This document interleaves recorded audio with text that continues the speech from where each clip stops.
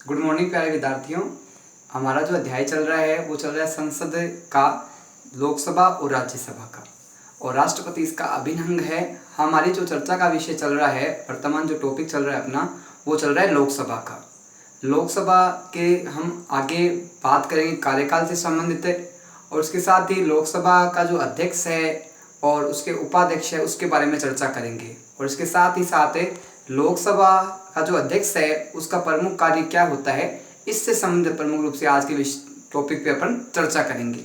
तो सबसे पहले बात आती है कि हमारे देश में समान नियम के तहत, समान स्वतंत्रता के तहत क्या है कि सभी जातियों को समान रूप से व्यवस्था दी गई है, और कुछ जातियां जो पिछड़ी हुई है या निम्न दृष्टि से है उनको भी समाज में समान दृष्टि से समान लाने के लिए सरकार के द्वारा कुछ व्यवस्थाएं दी गई है। इसके बारे में चर्चा करते हैं। बात आती है अनुसूचित जाति, अनुसूचित जनजाति को आरक्षण की व्यवस्था, यानी ऐसी जातियां जो पिछड़ी हुई है, चाहे वो अनुसूचित जाति हो, अनुसूचित जनजाति हो, उनको आरक्षण की व्यवस्था दी गई है, ताकि इनको क्या है कि जो अपने राजनीतिक पद है, चाहे अपने संसद हो, लोकसभा हो, राज्यसभा हो, विधान परिषद हो, नगर पालिका हो, नगर निगम हो, कुछ भी हो, इनमें इनको समान संरक्षण मिला हुआ है।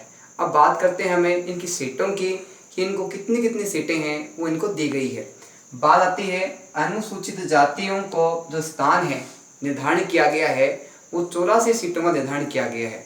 84 सीटें हैं वो लोकसभा के अंतर्गत प्रमुखता इसमें बताई गई है। बात आती है अनुसूचित जनजाति को जो स्थान है लोकसभा में वो 47 स्थान दिए गए हैं। इस प्रकार क्या है कि हमारे संसद के अंतर्गत जो पिछड़ी हुई जातियां हैं उनको समान संरक्षण, समान स्वतंत्रताएं, समान अधिकार मिले हैं और उनके अधिकारों की रक्षा की गई है। बात आती है लोकसभा के कार्यकाल की।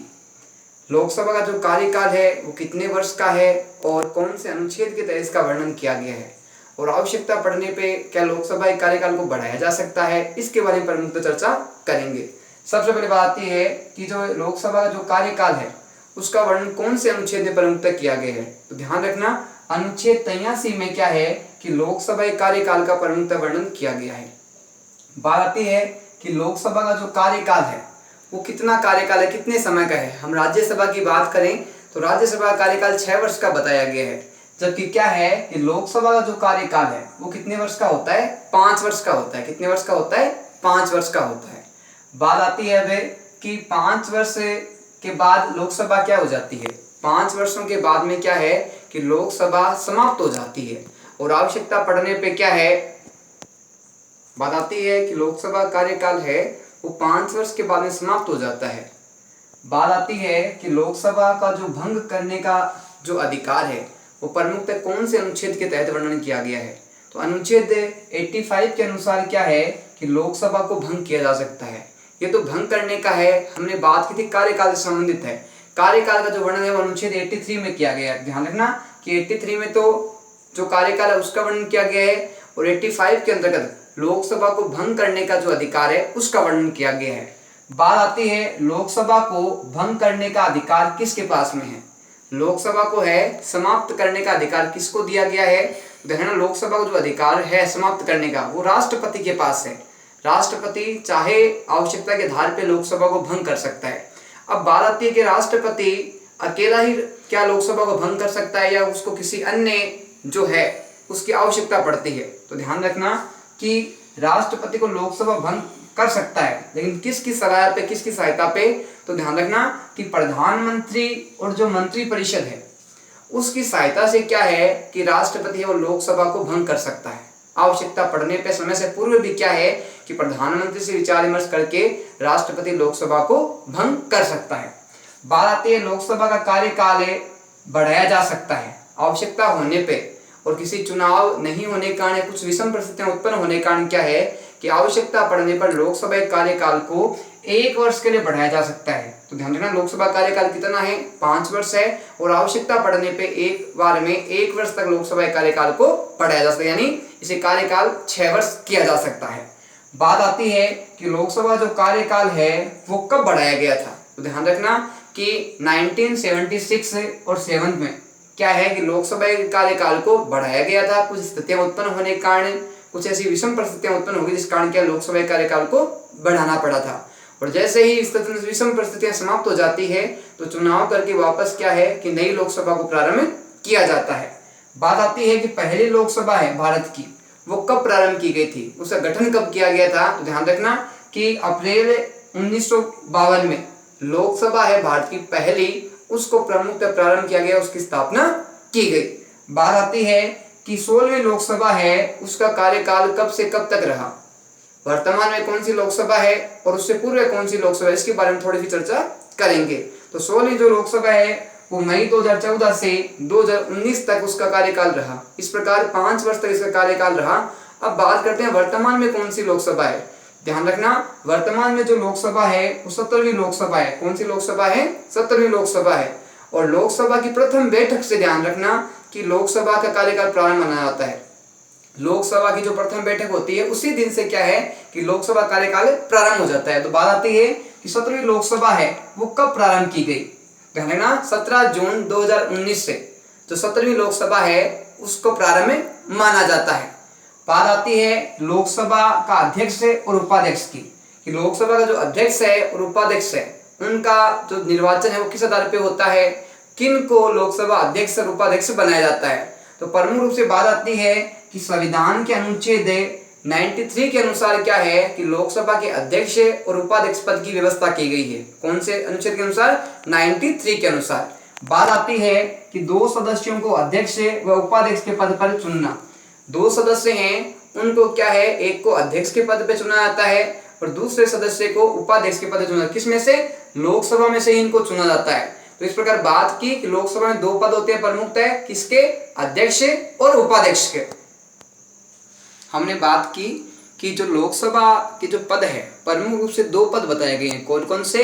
लोकसभा के अध्यक्ष का और लोकसभा के उपाध्यक्ष का। अब बात आती है कि लोकसभा के अध्यक्ष का और उपाध्यक्ष का जो निर्वाचन होता है, जो चुनाव होता है, वो किस आधार पे होता है। क्या अलग से लोकसभा के अध्यक्ष को चुना जाता है, उपाध्यक्ष को चुना जाता है, या लोकसभा के सदस्यों में से इनको चुना जाता है। तो इसके बारे में प्रमुखतः हम चर्चा करेंगे। बात है लोकसभा में बहुमत दल प्राप्त, लोकसभा में जिस दल को बहुमत प्राप्त होता है उसका क्या है, प्रमुखतः क्या है, अध्यक्ष बनाया जाता है। तो लोकसभा में जिस दल को बहुमत प्राप्त होगा तो ध्यान रखना उसका क्या बनाया जाएगा, अध्यक्ष बनाया जाएगा। बात आती है उपाध्यक्ष का विपक्षी पार्टी से होना। कुछ परंपराएं ऐसी रही है कि जो लोकसभा का जो अध्यक्ष होता है वो तो बहुमत दल का होता है, लेकिन जो उपाध्यक्ष पद की व्यवस्था की गई है या जो उसकी प्रक्रिया अपनाई गई है उसमें एक बात स्पष्ट कही गई है कि जो उपाध्यक्ष का पद है वो विपक्षी पार्टी में से होगा। यानी जिस दल को बहुमत प्राप्त होता है उस दल में से क्या है कि उपाध्यक्ष का चुनाव नहीं किया जाएगा। विपक्षी पार्टी है, विपक्ष जो सत्ता है उसके दल में से क्या है कि एक व्यक्ति को क्या बनाया जाएगा, उपाध्यक्ष बनाया जाएगा। इस प्रकार स्पष्ट हो गया कि अध्यक्ष तो होगा बहुमत दल का और जो उपाध्यक्ष होता है वो कौन से दल का होगा, वो विपक्षी पार्टी का होगा। लेकिन विपक्षी पार्टी के उपाध्यक्ष को लेके बहुत सारे क्या है मत मंत्यांतर देखने को मिलते हैं, बहुत सारे भेदभाव है या कुछ मतों के संबंधित विचारों की जो असमानताएं हैं वो प्रमुख रूप से देखने को मिलती है।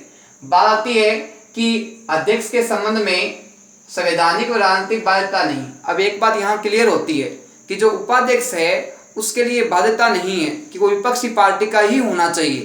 तो यहाँ एक बात है वो अंतर आ गया। प्रारंभ में हमने बात की कि जो उपाध्यक्ष है वो विपक्षी पार्टी का होना चाहिए, जबकि एक बात अब आगे क्या आती है कि जरूरी नहीं है कि जो उपाध्यक्ष है वो विपक्षी पार्टी का हो, या बाद में राजनीतिक बाध्यता नहीं है इस बारे में। यानी कोई जरूरी नहीं है कि उपाध्यक्ष का जो चुनाव है विपक्षी पार्टी में से ही किया जाए।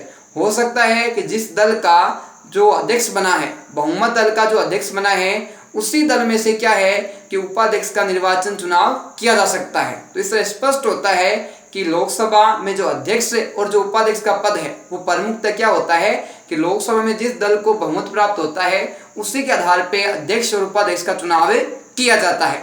बात आती है कि लोकसभा का जो अध्यक्ष है वो अपना त्याग पत्र है, वो अपना पद विमुक्त होता है, तो वो अपना त्याग पत्र किसको दे सकता है, कौन है वो लोकसभा के अध्यक्ष के पद के जो त्याग पत्र है उसको स्वीकार करता है, उसको ग्रहण करता है। तो ध्यान रखना कि लोकसभा जो अध्यक्ष है वो अपना त्याग पत्र किसको देता है, उपाध्यक्ष को है वो अपना त्याग पत्र देता है। उपाध्यक्ष उसके पद का जो त्याग पत्र है उसको स्वीकार करता है।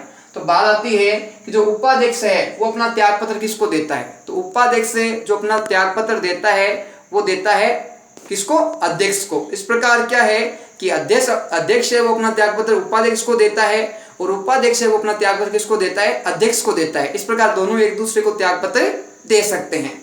बात आती है कि समस्त सदस्यों के बहुमत से पद से हटाना। लोकसभा का जो अध्यक्ष है और जो उपाध्यक्ष है उनको किस प्रक्रिया के तहत, किस नियम के तहत क्या है कि उनको पद से हटाया जा सकता है, उनको कार्य से विमुक्त किया जा सकता है। तो ध्यान रखना कि समस्त सदस्यों के बहुमत से पद से हटाया जा सकता है। सदस्यों का जब बहुमत प्राप्त हो जाता है और दोनों के खिलाफ क्या कदाचार की कार्रवाई साबित हो जाती है कि किसी अन्य कारण से कुछ गतिरोध उत्पन्न हो जाते हैं, तो ऐसी स्थिति में साधारण बहुमत के द्वारा क्या है, सदस्यों के बहुमत के द्वारा क्या है कि लोकसभा के अध्यक्ष और उपाध्यक्ष को पद से हटाया जा सकता है। बात आती है 14 दिन पूर्व संबंधित को सूचना देना, यानी अध्यक्ष को या उपाध्यक्ष को हटाया जा रहा है तो उनसे कार्रवाई प्रारंभ करने से पूर्व 14 दिन पूर्व अध्यक्ष और उपाध्यक्ष को सूचना देनी आवश्यक है। सूचना के बाद में क्या है कि उनसे उचित रूप से उनके ऊपर कार्रवाई की जा सकती है। बात आती है अध्यक्ष सदन की कार्रवाई का संचालन, यानी लोकसभा का जो अध्यक्ष है वो क्या कार्य है उसके बारे में चर्चा करेंगे। तो लोकसभा के अध्यक्ष का प्रमुख कार्य है कि जो सदन की कार्रवाई है उसका जो संचालन है, उसकी जो व्यवस्था है वो किसके द्वारा होती है, लोकसभा के अध्यक्ष के द्वारा होती है। सदस्यों को बोलने का समय निर्धारित करना। सदस्य है वो अपने विषय पे कितने समय तक बोलेंगे और किस विषय को रखेंगे वो सदन में, इसका निर्धारण भी क्या है कि लोकसभा के अध्यक्ष के द्वारा लोकसभा में किया जाता है। बात आती है विषयों पर मतदान करवाना। अब जो विषय रखे गए हैं सदस्यों के द्वारा उनके विषयों पे मतदान करवाने का जो अधिकार है वो भी किसको दिया गया है, लोकसभा के अध्यक्ष को दिया गया है। लोकसभा के अध्यक्ष है उन पे क्या है, मतदान करवाता है। बात आती है अध्यक्ष अपने मत का प्रयोग नहीं करता। लोकसभा का जो अध्यक्ष है उसको मत देने का अधिकार नहीं है, वो अपने मत का प्रयोग सामान्यतः नहीं कर सकता। तो बात आती है जब लोकसभा का अध्यक्ष लोकसभा से जुड़ा हुआ है तो अपने मत का उपयोग क्यों नहीं कर सकता या कैसी परिस्थिति में अपने मत का उपयोग करता है। तो ध्यान रखना कि पक्ष और विपक्ष में मत बराबर होने पर, जब पक्ष और विपक्ष के जब मत क्या दोनों के समान होते हैं और उनमें असमानता नहीं होती, तो ऐसी स्थिति में जो मत देने का अधिकार है वो किसको होता है, लोकसभा अध्यक्ष को। तो एक प्रकार से कहा जाए तो वो क्या है कि निर्णायक मत होता है, यानी जब दोनों के बराबर मत हो, मान लो कि पक्ष को 50 मत मिले और विपक्ष को भी 50 मत मिले, तो ऐसी स्थिति में क्या होता है कि लोकसभा अध्यक्ष है वो अपना मत है वो निर्णायक मत देता है, उसके द्वारा क्या है कि किसी विषय पर बहुमत को प्राप्त किया जा सकता है। बात आती है सत्र को स्थगित कर सकता है। लोकसभा अध्यक्ष चाहे तो आवश्यकता पड़ने पे क्या है कि जो सत्र चल रहा है उस सत्र को समाप्त कर सकता है, उसको स्थगित कर सकता है, लेकिन आवश्यकताओं को ध्यान में रखते हुए, समय को ध्यान में रखते हुए ऐसा लोकसभा अध्यक्ष है वो प्रमुखतः कर सकता है। बात आती है कि 17वां का अधिकार राष्ट्रपति को। 17वां है या प्रारंभिक सत्र है वो प्रमुखतः क्या है कि राष्ट्रपति पर निर्भर करता है। ध्यान रखना जब चुनाव के बाद में जब प्रथम बैठक होती है तो उसको आहूत करने का प्रमुख कार्य किसका होता है, राष्ट्रपति का होता है। इसके साथ ही सत्रवसान करने का जो अधिकार है, सत्र को समाप्त करने का पूर्णतः अधिकार है, वो भी किसके पास होता है, राष्ट्रपति के पास प्रमुखतः बताया गया है। बात आती है दल बदल करने पर नियोक्ता का फैसला। कोई सदस्य है चाहे वो लोकसभा का हो तो वो क्या है कि एक दल को छोड़ के बार बार जब दूसरे दल में जाता है, दूसरे दल को छोड़ के बार बार दल परिवर्तन करता है, तो ऐसी स्थिति में क्या है कि लोकसभा अध्यक्ष है तो उसकी योग्यता संबंधी पद को खारिज कर सकता है बार बार दल परिवर्तन करने के कारण।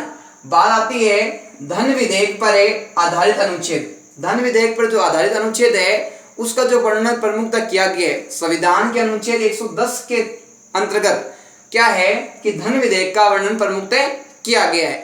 बात आती है धन विधेयक है या नहीं है, इसका फैसला कौन करता है, इसका निर्णय कौन करता है। तो ध्यान रखना कोई विधेयक धन विधेयक है या नहीं है तो इसका जो निर्णय है वो प्रमुख रूप से कौन करता है, लोकसभा का अध्यक्ष करता है। तो ध्यान रखना कि विधेयक धन विधेयक है या नहीं ये किसके निर्णय पर निर्धारित होता है, लोकसभा के आधारित पे। अब आते हैं धन विधेयक कहते किसे हैं।